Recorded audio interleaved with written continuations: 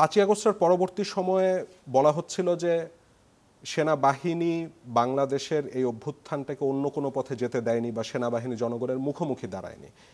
এখন যখন যারা সে আন্দোলনটি করেছিল তাদেরই একদম নোন ফেস আমি বলবো বা পোস্টার বয় যারা ছিলেন তারা যখন এই ধরনের অভিযোগ করছেন তখন রাজনীতিতে বেশ একটা অনিশ্চয়তা তৈরি হয়ে যাচ্ছে নাকি? যদিও আজকে আমি শুনছিলাম যে তিনি আবার বলছেন যে এটা সরাসরি সেনাবাহিনীর বিরুদ্ধে তাদের কোনো অভিযোগ নয়, বরং সেনাবাহিনীকে যারা ব্যবহার করতে চান তাদের বিরুদ্ধে তারা অভিযোগটা করছেন।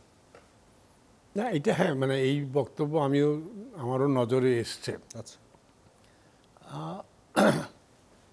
মানে এই ছাত্র সমন্বয়কারী বা যারা আন্দোলনে নেতৃত্ব দিয়েছে, মানে তারা আমার মতো 70 বছর বয়সের লোক না, অতএব তাদের তারুণ্যের উদ্দীপনা তো থাকবেই, এবং তারুণ্যের কিছু উৎসাহ উদ্দীপনা, এখন তারাও তো রাজনীতিতে নতুন, এবং রাজনীতিতে তো সব ব্যাপারই আছে না, কি কখন কোথায় কি বলা যায় এবং কোথায় কি বলা যায় না, এবং এটা শিখতে সবারই সময় লাগে, আমার আপনারও লেগেছে। মানে যেই কথাটা আমরা অকপটে 20 বছর বয়সে বলে ফেলতাম এখন নিশ্চয়ই বলবো না। অতএব তাদের কিছুটা অপরিপক্কতা, কিছুটা অতি উৎসাহ, কিছুটা হয়তো উত্তেজনার বশবর্তী হয়ে তারা এই কথাগুলি বলেছেন। না বললেই ভালো হতো। আমার মনে হয় যে আমরা যা সাধারণ জনগণ একটা ঠিক আছে কথা বলেছে, বলে না বললেই কেন ভালো হতো? সত্যটা জানা গেল না, না, ওই যেটা ভুল বুঝাবুঝি তৈরি হচ্ছে। হ্যাঁ, মানে ক্ষমতায় তো ধরেন বঙ্গভবনে হোক, গণভবনে হোক, বা প্রধান উপদেষ্টার কার্যালয় হোক, অনেক কথাবার্তাই হয়, তাই তো, আলাপ আলোচনা, অনেক কথাবার্তা।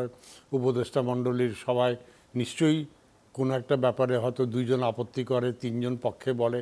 এই কিছু জিনিস আছে সব জায়গায়, যে সব কিছু জনসম্মুখে আসতে হয় না, হলে এটা কারোর জন্য মঙ্গল ডেকে আনে না, আমি ওই অর্থে বলছি। হ্যাঁ, তাদের ভিতরে নিশ্চয়ই আলাপ আলোচনা হয়েছে, নিশ্চয়ই মতবিরোধ হয়েছে, কিন্তু সব আলাপ আলোচনা, সব মতবিরোধ তো জনসমক্ষে আনতে হয় না। এবং এইটা হয়তো তাদের, যেটা বললাম, হয়তো অতি উৎসাহে এটা হয়তো চলে এসছে। এবং আপনি যেটা বললেন, এইটা তো অনেক মানে আলোচনার জন্ম দিয়েছে, অনেক ইভেন ষড়যন্ত্র তত্ত্বেরও উদ্ভব করছে।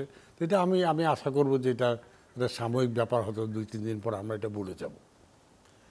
স্যার, যেহেতু সেনাবাহিনীর এগেনস্টে ধরনের অভিযোগের পরে আমরা 2 দিনে আইএসপিআর থেকে কোনো বক্তব্য পাইনি, তা আমি ধরে নিচ্ছি যে হাসনাত আবদুল্লাহ যে অভিযোগটি করেছেন সেটি সত্য অভিযোগ।